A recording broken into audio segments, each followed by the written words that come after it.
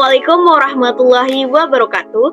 Perkenalkan, nama saya Winda Yuliasari dengan NIM 21042224. Pada kesempatan video kali ini, saya izin untuk menyampaikan hasil dari tugas saya, yaitu tugas pertemuan 14 tentang Sistem Informasi Pertanahan pada mata kuliah Administrasi Pertanahan dengan dosen pengampu Bapak Dr. Randes Kardioni Datua Ba'ani MSI dan Bapak Adil Mubarak SIP FS.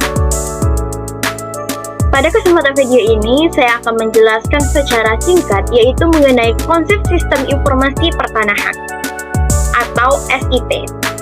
Sistem Informasi Pertanahan adalah sistem yang dikembangkan untuk mendukung pengelolaan pertanahan. SIP menyediakan informasi mengenai bidang tanah, sumber daya yang berada di atasnya, dan perbaikan yang dilakukan. SIP dapat mengurangi konflik pertanahan di Indonesia dengan menyediakan data yang akurat dan transparan mengenai kepemilikan tanah, batas-batas tanah, dan informasi terkaitnya. Untuk kita melihat lebih jelas lagi terkait bagaimana implementasi dari sistem informasi pertanahan, di sini saya akan melampirkan 3 kasus yang berkaitan dengan sengketa tanah yang disebabkan oleh ketidakjelasannya sistem informasi pertanahan. Yang pertama, kasus pertama yaitu kasus mafia tanah. Mafia tanah merupakan suatu kejahatan pertanahan yang melibatkan sekelompok orang yang saling bekerja sama untuk memiliki ataupun menguasai tanah milik orang lain secara tidak sah. Nah, para pelaku di sini menggunakan berbagai cara yang melanggar hukum yang dilakukan secara terencana, rapi, dan sistematis. Di sini saya melampirkan sebuah kasus terkait dengan mafia tanah, yaitu ulah mafia tanah di BPN Jaksel endapkan sertifikat bertahun-tahun lamanya. Secara singkatnya, penyelidik Subdit Harde Distrik Polda Metro Jaya melakukan penggeledahan di kantor pertanahan BPN Jakarta Selatan terkait kasus mafia tanah yang melibatkan mantan pejabat BPN, yaitu 4 pejabat BPN termasuk PS. Nah, setelah ditangkap dan ditetapkan sebagai tersangka, kasus ini melibatkan manipulasi data pada penerbitan sertifikat PTSL dan pertanahan dokumen sertifikat yang seharusnya diserahkan. Penyelidikan juga mengungkapkan adanya akses ilegal ke akun PTSL dengan menunjukkan keretanan dalam keamanan sistem informasi pertanahan.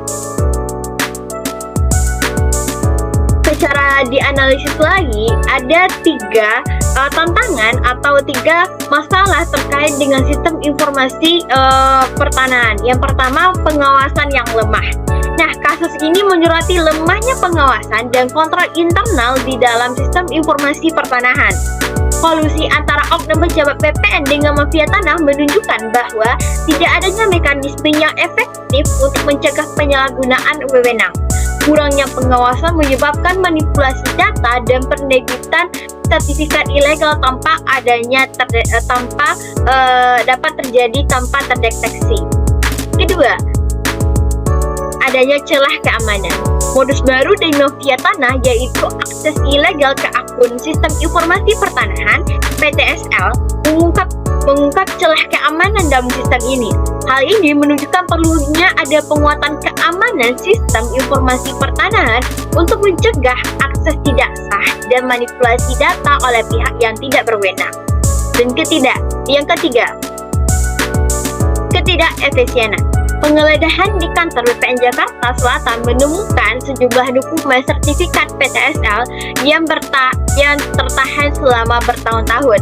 Hal ini menyoroti masalah dalam sistem informasi pertanahan terkait dengan manajemen dokumen dan penyimpanan data yang tidak efisien yang dapat dimanfaatkan oleh mafia tanah untuk kepentingan mereka, serta transparansi dan akuntabilitas di sini sangat kurang.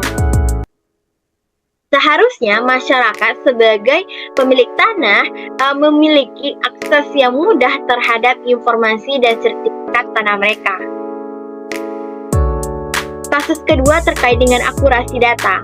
Akurasi data di sini itu mengacu pada tingkat ketepatan dan kebenaran informasi yang tersedia dalam suatu sistem atau database. Ini mencerminkan seberapa baik data tersebut untuk mempresentasikan keadaan sebenar-benarnya atau fenomena yang sedang diamati.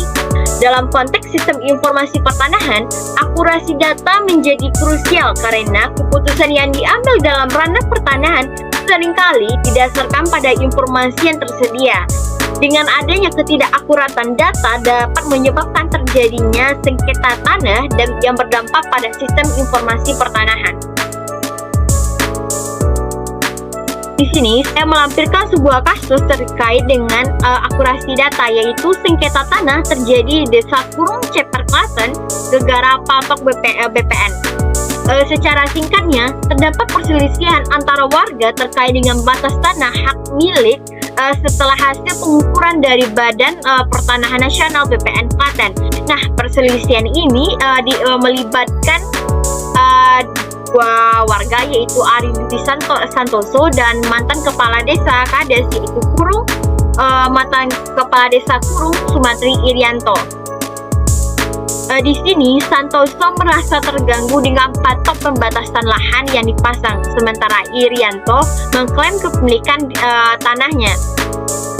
Pemerintah desa di sini tidak memiliki kewenangan untuk memberikan keputusan akhir, sementara Kades mengarahkan permohonan ukur ulang ke BPN Klaten.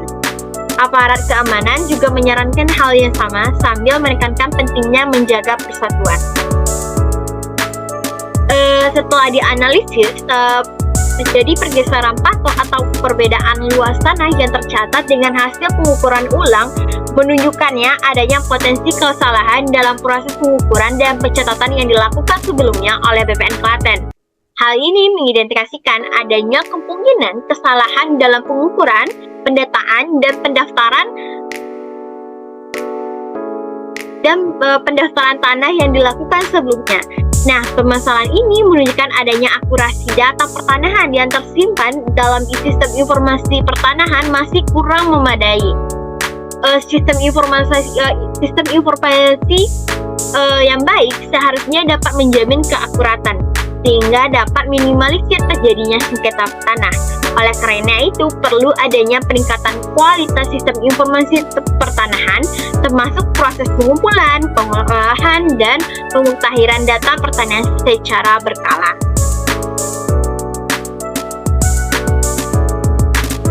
Kasus ketiga dan terakhir yaitu kasus konflik Pulau Rempang. Ini mungkin sudah terkenal di kalangan masyarakat terkait dengan kasus ini.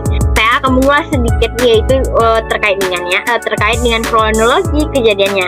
Nah, kasus konflik Rempang ini merupakan persengketaan antara masyarakat, pemerintah, dan PT Makmur Elok Graha dalam membangun kawasan industri Pulau Rempang, Kota Batam. Konflik tersebut muncul karena ketidakpastian hukum atas kepemilikan tanah, dengan masyarakat menganggap tanah sebagai warisan leluhurnya. Sementara itu, pemerintah memberikan hak guna usaha (HGU) pada perusahaan. Dalam konflik ini terdapat masalah utama terkait dengan kepemilikan tanah masyarakat adat dan tumpang tindih pengelolaan tanah antara BP Batam dan tanah adat masyarakat.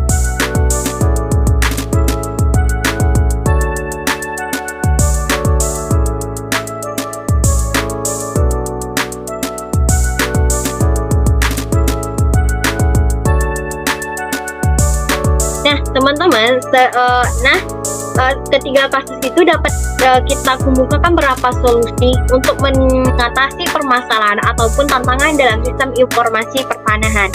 Yang pertama, modernisasi sistem informasi pertanahan yang terintegrasi secara nasional dengan penggunaan teknologi modern seperti sistem informasi geografis, DIS, database terdistribusi, dan sistem manajemen dokumen elektronik. Kedua, peningkatan kualitas data dan informasi pertanahan yang terpadu dan terintegrasi.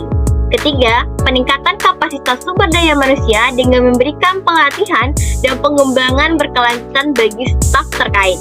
Keempat, peningkatan akses dan transparansi informasi pertanahan dengan menyediakan layanan informasi yang cepat, mudah, dan terpercaya. Dan terakhir, penguatan keamanan dan perlindungan data pertanahan. Sekiranya itu yang dapat saya sampaikan pada materi ini, yaitu pada pertemuan 14. Jika ada kesalahan kata, saya mohon maaf. Saya sudahi dengan Wabillahi taufiq hidayah. Wassalamualaikum warahmatullahi wabarakatuh.